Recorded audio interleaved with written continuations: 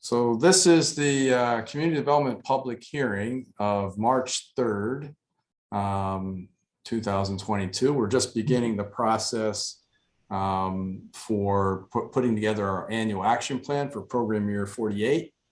Who'd have thunk it? But this is the program year that begins, federal fiscal year that begins October 1 of 2022. So we're just beginning the planning process. This is our first public hearing. Welcome everyone. My name is Mark Barnhart. I'm the Director of Community Economic Development. I'm joined by Sonia Hine, who many already know, who's our grants coordinator.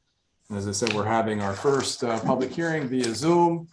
As we begin the planning process, I think most of you know that the town is a recipient of federal dollars in the Community Development Block Grant, has been for many years. I suppose since I didn't do the math, but it must be since the inception of the program back in 1974.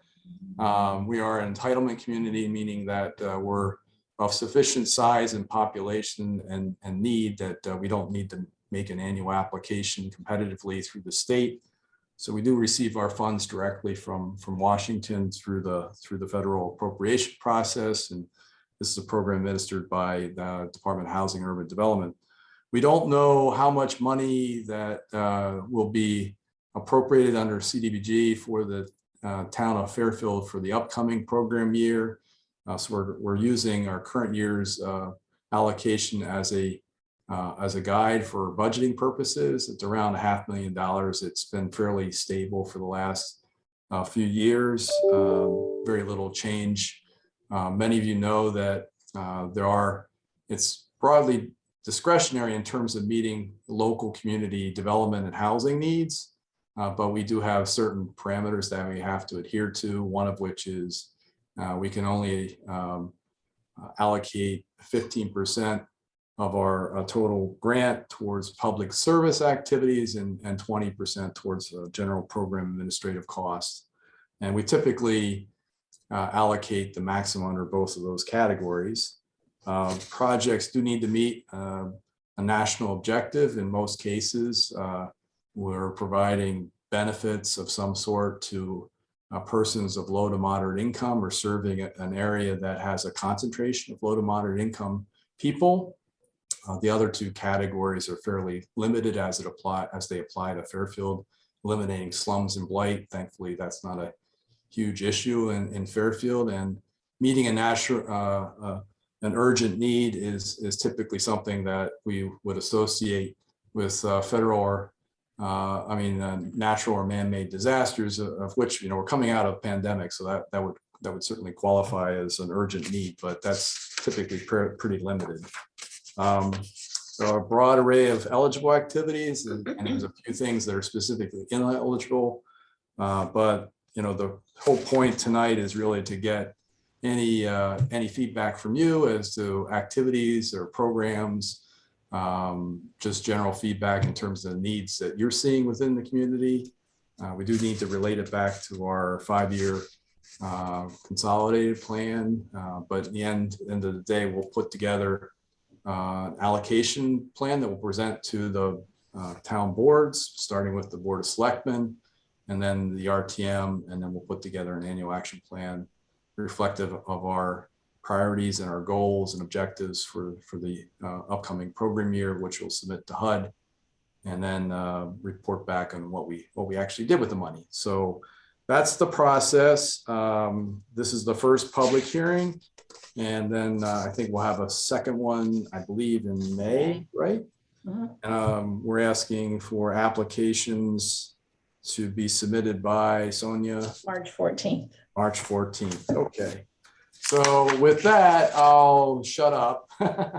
And unless did I miss anything, Sonia? I don't think so. Okay. Nope. So what I'll do is certainly call upon, if you want to raise your hand or put your note in the chat, we'll go around the horn. All of you are welcome to provide comments with regard to what you're seeing out there and programs that you'd like to see us fund. So Laura, I can start with you and then I'll work across my screen. That's just how the order is, but. Yeah. Hi, everybody. I'm Laura Snow Robinson. I'm here from Jewish Senior Services. I work with a number of departments we have here, and we have sought and received funding in the past. I should say most of our departments I work with are community services based, and we've sought and received funding in the past from CDBG for two particular areas. The first is our Center for Elder Abuse Prevention, helping assist residents with urgent needs through our helpline, along with our domestic violence partners and protective services for the elderly when their needs may be specific to the age group that we have an expertise in, up to and including emergency shelter if the person were to need that. The second program is Grasmere on Park, our adult day program. It is really the only program, I should say really is, it is the only program serving the town of Fairfield. We are physically these days across the street from Fairfield, having moved into our new campus on Park Avenue. So we'd like to joke too, if we walk across the street, we're in Fairfield. A significant percentage, and I think I just ran the numbers today, like 35% of our clients. So at any given time, we're about neck and neck with Bridgeport in terms of the residents who attend. I would say in the past month or so, as I was reflecting before this meeting, I was thinking that all the new families that have been coming to us lately have been Fairfield residents. And what may or may not be of interest is that we're seeing a significantly higher population of earlier onset dementia cases coming from Fairfield, which I do not think has anything to do with your town. But I do or the think water for that matter. right. I think it's interesting, and frankly, it has been comforting to some residents because they're finding camaraderie amongst each other, and the spouses were able to support each other. But it just speaks to, you know, it's a big transition and difference in need when you have a 64-year-old couple coming to us for services as opposed to our 88-year-old. Those we serve in the community in their own homes tend to skew a bit younger and are in the earlier sort of entry points in terms of the kinds of assistance they need. So if you're not familiar with Adult Day, I will invite you for a tour now. The rates are low enough that I feel comfortable giving all of you a tour, and you are allowed onto our campus again. I could give you a whole nother spiel the other day about what crisis has looked like in a nursing home during the pandemic. In addition to, I had a baby in April of 2020, so we have the full 2 years here now. I can always tell you exactly how long the pandemic's been going based on my pandemic baby. But yeah, certainly I will put a plug in the CDBG plans for the needs of older adults or individuals who have assistance with daily living they need regardless of age group. Because we do see a variety of ages, but our specialty is dementia and trying to help those town services. And I always make this plug at this meeting. I know the past 2 years I've not been able to attend as I would have liked, but I always make a plug if there's any of you listening to me on this call, because I know many of you are coming from other nonprofits that have synergies that might work with us we haven't thought about before. Keep in touch, because we've always, when we used to be in person, sometimes there's, the hallway chat after the meeting, be like, oh, I haven't met you yet. You're the new blah, blah, blah, or have you thought about this? So I'll stop there, but that's my plug. Thank you, Laura. Appreciate it. Margaret, you're next over my screen. So from Wakeman. Hi, everybody. I'm with Wakeman Boys and Girls Club. I'm the Director of Foundation and Government Relations. So writing to the foundations for support of our programs. We have 2 clubhouses, one in Fairfield and one in Bridgeport, and 2 school sites in Fairfield, Holland Hill and McKinley. So what we've been doing with the CDBG applications and funding in the last couple of years, actually, I think the first application that Wakeman ever submitted was on the day that the world shut down. It was March 13th, 2020, and dropped it off. It was the last thing I did at work before we were kicked out of the office. So anyway, we have been doing a mentoring program at McKinley School, and McKinley was identified by the state as one of the most diverse schools in the town, as well as low income. So demographics, ethnicities, et cetera, as well as the economic status of the families there. So we've been doing a mentoring program, which has been running 4 days a week for the last 17 years. And the funding from the CDBG through the town of Fairfield has gone towards that mentoring, which has been about 80 to 100 mentees, and also supports the mentors, which go through our teen volunteers. The program has changed slightly, so we're even providing greater support.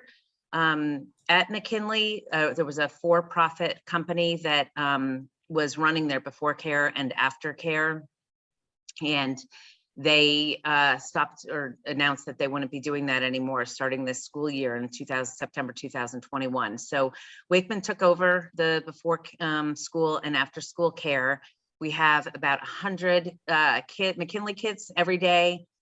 Less mentors. We have about 25, and they do small group mentoring just once a week, but every after school child gets a mentor, where before it was you signed up and there were certain enrichment programs that went with it, and it was one day a week. And now we're running the after school program, which is 5 days a week from the time the bell goes off until 6:15 pickup. And we also do the before care from 7:30 a.m. until 9 a.m. at McKinley. So that's the program that we'll be requesting funding for. We've been fortunate with the town through COVID. We did run a remote learning academy at the Southport Clubhouse, which we had probably about 60 to 70 kids every day going to the Southport Clubhouse, depending on their cohort and the time of day that they went. The school buses from the town of Fairfield was great, providing busing from all the elementary schools. And we ran that from September of 2020 through March 8th of 2021, when the schools were announced going back in person. Thank you, Margaret. Appreciate it. Any questions from the assembled masses here? I'm actually curious what your mentors look like. What is a typical mentor? A mentor, actually several of them went through the program as mentees. They're teen volunteers, typically Fairfield kids that are either at Ludlow or Ward high schools, as well as Fairfield Prep. So they spend time each day, and we make it pretty flexible. So if you're a lacrosse player in the spring, you can mentor in the fall and winter and return to your sport in the spring. So just make it so everybody can do it that wants to get involved. Actually, 2 of my 3 girls did it and loved it. They just really had a great experience. Thanks. Bob, Robert Schulman, would you like to go next from? Sure. So I'm Robert Schulman. I'm the site administrator for Parish Court Apartments here in Fairfield. We've been in existence since 1975. We have 100 apartments, of which we rent to elderly persons and persons with disability challenges at 62 years of age or older, or qualified disabled. Economically, our population is very low to extremely low as far as the HUD income limits. One of the top priorities that I've made since coming to Parish Court 10 years ago as part of our life safety program is fire safety. Our buildings are wood construction. We have hardwired smoke detector systems. We do not have sprinkler systems, so I need to put every advantage that I can in favor of our residents who are already sensory challenged. And in any given year, the majority of calls of fire alarm, smoke detector activations that the FD responds to is stovetop cooking smoke. And we're all electric, there's no gas. Our stoves have range hoods over above, and they have a fan that draws through and then through a filter. But the concern here is that residents may not be aware that their stovetop has a layer of grease on it that can ignite and cause a fire. And even if you have a stovetop fire, you can panic and not be thinking. You may want to toss water on it, and that's just going to splatter oil all over the place. Or you're going to grab it if it's a frying pan with oil, and as you grab it, there goes the oil all over the place. So what I'm looking to do is, it's twofold, and you all may be interested in this for your own homes. There are fire suppression canisters. They're very simple. I don't know if you could see it here. One of the companies is Stovetop Fire Stop. And there are canisters that have little magnetic tops to them, so they can go into the underneath of the range hoods. And they have a thermocouple on the other side, reaches a certain temperature, and they release with that very fine powder, but will snuff a fire. They have to, there's different types depending on the distance of the range hood and configuration and so on. So my objective is to not only purchase the canisters, but have our fire alarm service company put them in so that they're done correctly. And the second part is also related to, again, stovetop cooking fires. We've been very fortunate that they, in my 10 years, I've not had a stovetop cooking fire. I had someone who was burning candles, and I had to respond to that. But going back to the stove, there is also a device that and one part of it has a cord, a power cord that connects between the plug. Most of these stoves are 220 volt. And so there's a receptacle that the stove plug would go into. But this device goes in between, and it has comes up and it has a sensor that gets installed into the stove. So that, again, if there's a extreme heat source and as far as I understand it, if the electric is still on, it knows there's something wrong and it disconnects the electric source. So what that does between the canisters and this is also turn or reduces a what would be first classified as an electrical fire as just a flammable ABC type of fire. And again, one, it gives some advantage to my elderly persons. Two, our staff, and we have on site 10-pound ABC fire extinguishers that we're trained to use just in case. We're not geared to put out big fires, but also it just makes it a little bit more advantage for the FD when they respond. Then they know it's just an ABC type fire. It's not an electrical fire to put out on that. So that's my goal for this coming program year. Yep. Thank you, Robert. Do you guys have generators up there too, or has that been an issue? Yeah, no, we have a generator when we did our renovations in 2012. Okay. We were lucky to HUD just had a coincidental program to look at their properties or properties that were funded and said, oh, we've got this money. Do you want a generator? So we did put it in our community center as a temporary place of refuge. Okay. And I we suppose that a sprinkler system is just cost prohibitive. yeah. So Sounds like a good interim step. yeah, coupled with everything else we've done over the years, for which again I'm thankful for the CDBG. Well, we're impressed with that nifty looking hat you have there. So Well, you know, it keeps the sun from burning the top of my head there. all right. Thank you, Robert. You know, you're welcome. Thank you. Who would like to go next? I think on my screen it looks like Carrie, but I'm trying Happy to go to next. okay. Good. Yeah, Mark, all our screens look a little different, so we'll Yeah. go for yours. So Katie and I are from LifeBridge Community Services, the Fairfield Counseling Services branch. And not surprisingly, a lot of nonprofits attend these meetings because we spend most of our time begging for money to make sure that we can continue to do the services that we provide for the community. So we provide behavioral health services for families and individuals from 6 all the way up to 96. Not surprisingly, keeping the program running is always A challenge. a challenge and a balancing act of making sure we can hire top-notch quality and also pay them a reasonable wage.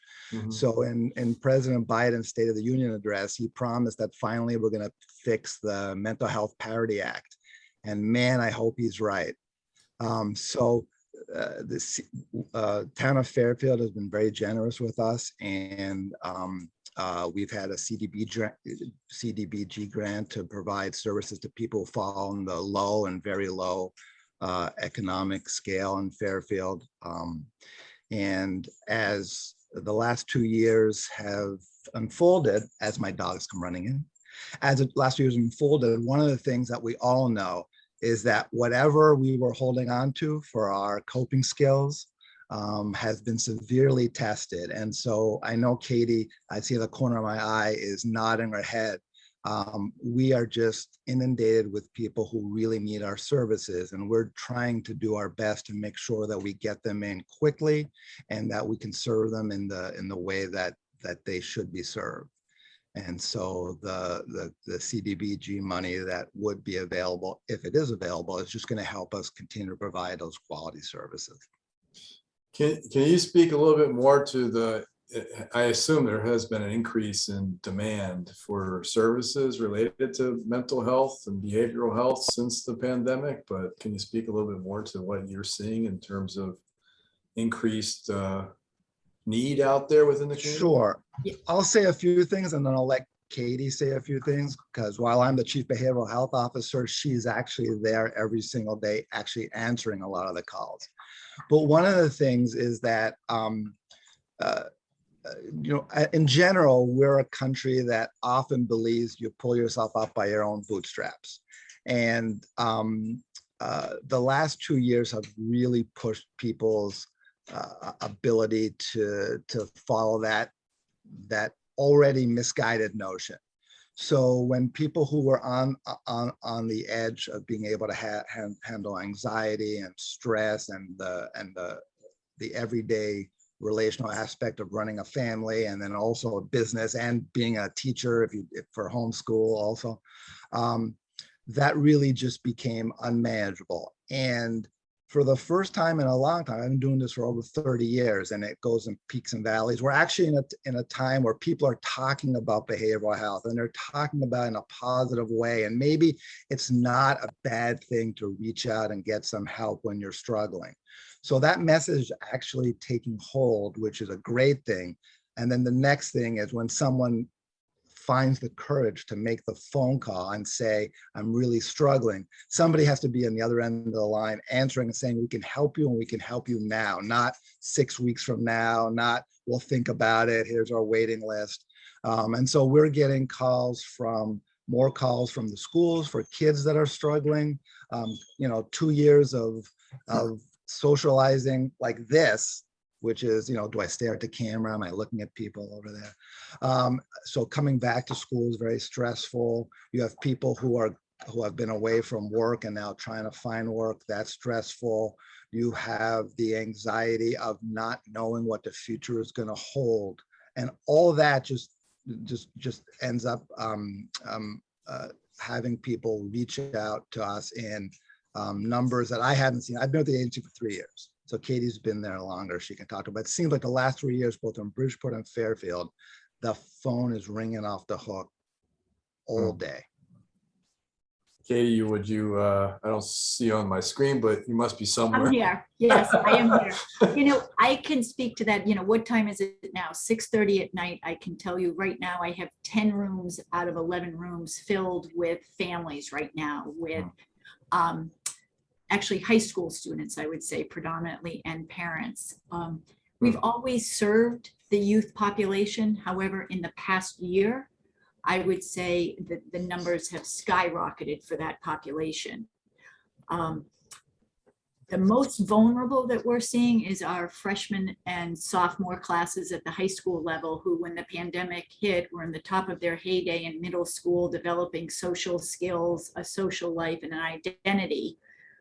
Went home for a couple years and started having pizza parties with mom and dad, and now find themselves in the high school in a new environment, not with many of their friends, because the way the high school districting comes in Fairfield, many of the elementary schools just go to different high schools and are split. Hmm.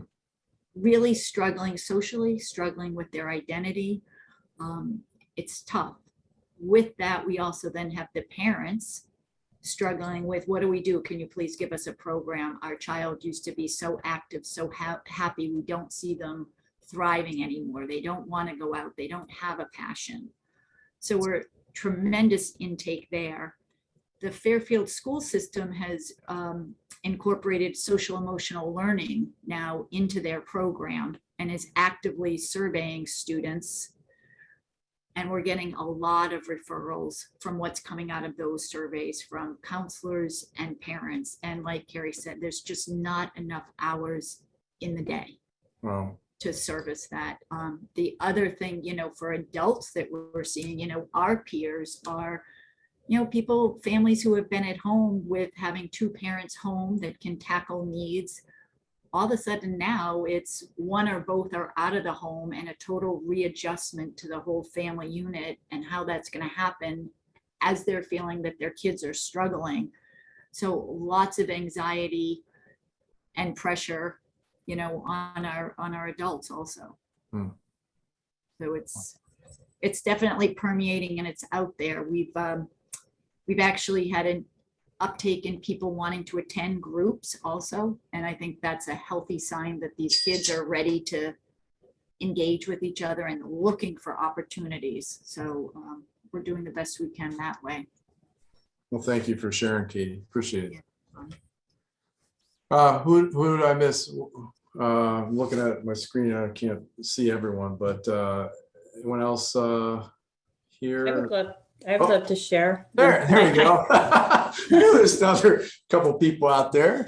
Hi, I'm Diana Liptak. I'm the executive director here at the Fairfield Y. This is my first time involved in this type of process. But one of the struggles that we have here at the Y is we have a very, we call them active older adults, and we provide a lot of programming for them. We participate with Silver Sneakers and Active Renew, where they 65 and older will get a membership through their insurance company, and they don't pay for their membership. And then the insurance company pays us for their visits. We've partnered with Shakers Anonymous and the Parkinson's Mind and Body, and we're running programs for folks with Parkinson's.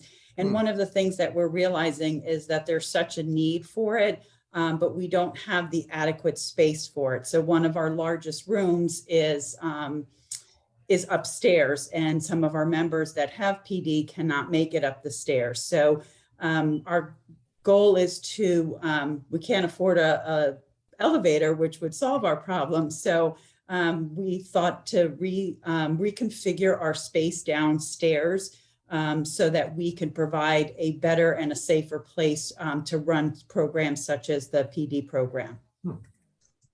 Are you partnering with the Senior Center, the Bigelow Center, with Julie DeMarco and her group as well, and serving the senior population? No, we do collaborate with them, Okay. but this particular program, we're partnering with the Parkinson's Foundation, Parkinson's.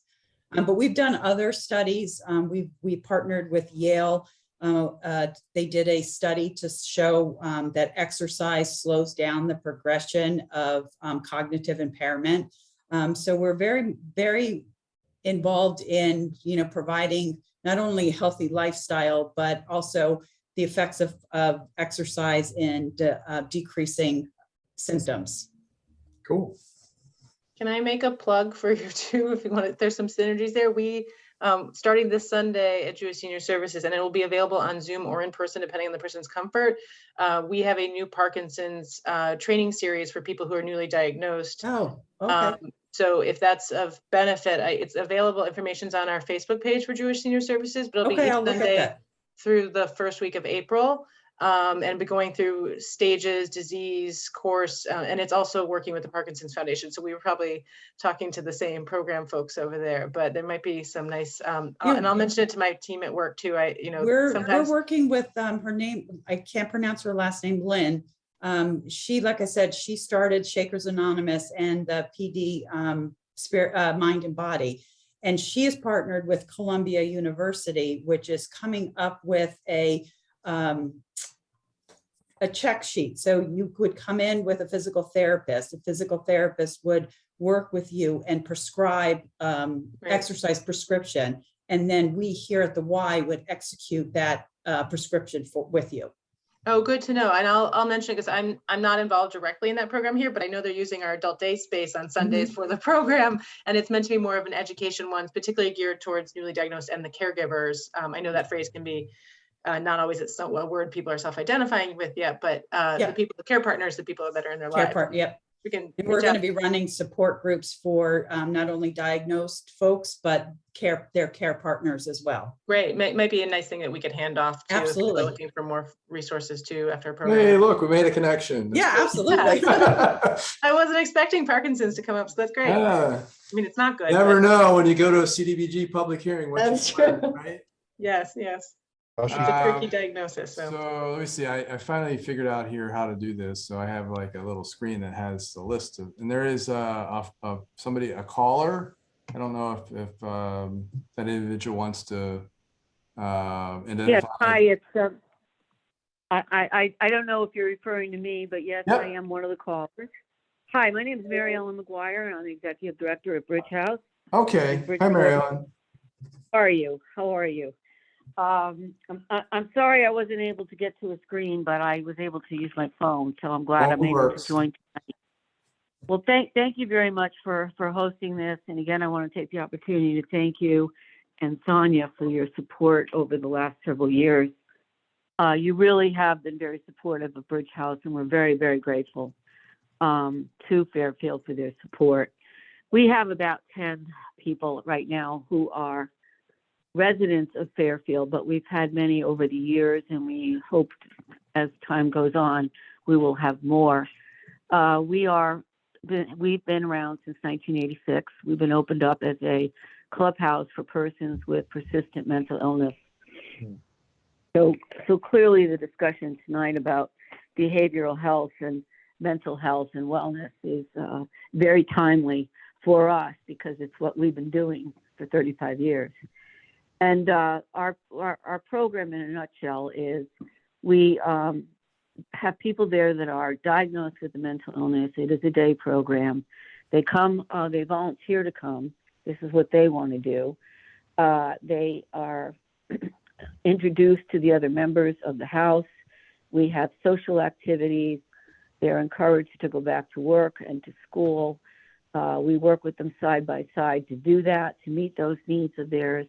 We have about 12 members right now that are working outside in TEs, known as transitional employment, which is for their Bridgehouse jobs that we get, that we work side by side and train our members to do. And then therefore they get paid to do the work. Then we have a supportive employment program, and we have an independent employment program. Our members are also very encouraged to pursue their education, and we support them with that. Our staff are case managers, and each staff person has between 20 and 30 members on their caseload. And we are flat funded by DEMIS, Connecticut Department of Mental Health and Addiction Services, and then we raise the rest of the money that we need for our program. Currently, we have some exciting news. We have our house on the market. We've been at 880 Fairfield Avenue next to the Klein since 1986. And it's on the market, and we've had some offers, and we're also very interested in one particular building in Bridgeport, but we're not in a position right now to discuss whether or not we're going to make an offer. Your secret's safe with us. Oh, well. Anyway, the point is that we've had a lot of conversations about whether we're going to stay in Bridgeport or move into one of the surrounding towns, because we do serve the greater Bridgeport area. And we decided that we would like to stay in Bridgeport. And most of our members, we call them members, not clients, are low to no income. I mean, they are very, very poor. We do have some that have means, but the majority of them are very poor. And for many of them, we're the only family or support system they have. So we have the poorest of the poor with us. They have mental illness, serious cases of mental illness, mostly schizoaffective disorder and bipolar. And it's been a lifelong struggle. But we've seen miracles. I've witnessed it. I've witnessed people getting jobs that never thought that they would work in their life. So I just want to say we're very grateful to you again for all your support. And I do hope that you continue to support Bridgehouse. Well, we're very appreciative for all the good work that you and everyone else on this call do in support of those in need within all of our communities. So we really appreciate it. Did I miss anyone else? Or any other thoughts or questions? Questions for Sonia or myself? Sonia, the deadline is again? March 14th. March 14th. So coming up in a couple weeks. It's not a complicated application process. Most of you have already have done these before. So, but we don't, I know most of you are probably applying under the public service category. I suspect that, it's always the most competitive aspect of the process. We do try to make as much impact as we can with the limited dollars, but that's always an area where we tend to be a little bit oversubscribed. But we'll do the best we can to help all of you do all the good work that you're currently doing. So we do appreciate that. Questions? Other questions?